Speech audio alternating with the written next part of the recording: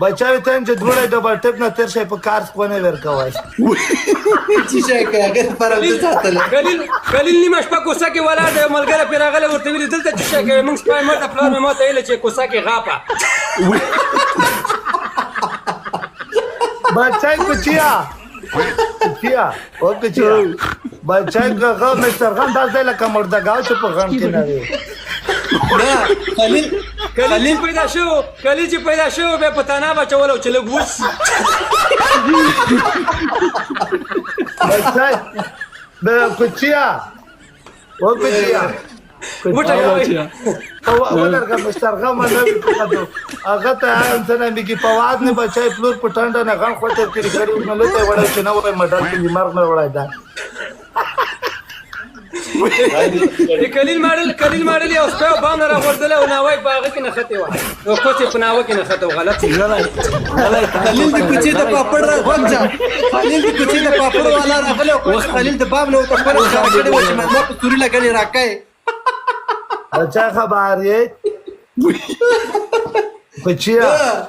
خلیل نه خلیل په بازار کې کوله ښکارا کړي و بوکه نیول او کوجی په سورې مې چاندو کوي یا لکانو دا شیشه ټکویل د لاس سره خط راغی دا څه خلیل ثواب ورکوه یا کلیل بچا یا کوچیا په واده بچا دوره ډرن سره وخندل دای نیوچ په ناکام په دار ځکه بس کلیل خپانه شي خو خلیلا بچای خوش بود بس سپیو به سکل خلیلا تاسو ته به چې کله غوښته کلیل بچای ته دسی لکه د سپی ورو بچای جوړه داسي آی لکه کوچیا وټه نظر نه پاره خلیل چې پیدا شو خو یو بل سره کونه پیدا کولې چې بلم پیدا شو کینا داسي لکه سکل ورته کاو کلیل کماټه کونه وړي ورته ویل چې دا در واخې دی کې نو شي نه دی پاتې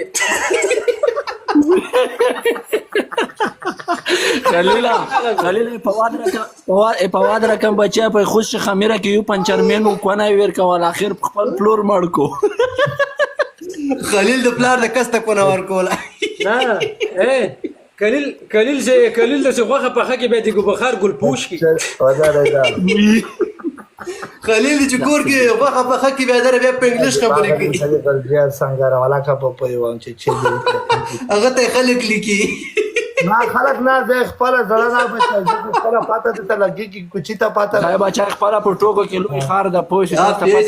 پیجن مړه غپ لګو یاره الله زمونږ وټه څه لګ تشویش وندېخنه ولا کلیل په ما ګران ده کلیل بچای یارم شم بچای تو سه درته جندي وای دومره ډېر سره وخندل خلک کم وخندول چاس وکا قربان